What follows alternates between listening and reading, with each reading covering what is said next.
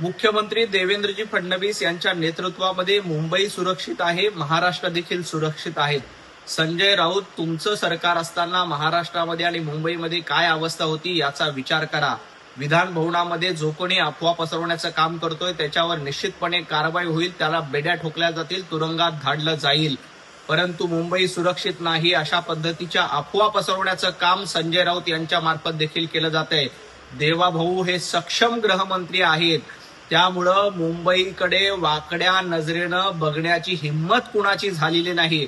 जेव्हापासनं केंद्रामध्ये मोदीजींचं आणि राज्यांमध्ये देवाभाऊंचं सरकार आलंय, मुंबईकडे कुणीही वाकड्या नजरेनं बघू शकलं नाही. मुंबईमध्ये बॉम्ब तर सोडा, एखादी चुकीची गोष्ट देखील होत नाही, कारण राज्याचे गृहमंत्री सक्षम आहेत.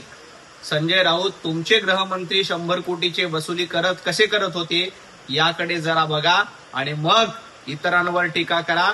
देवाभाऊंवर टीका करण्याची तुमची लायकी नाही.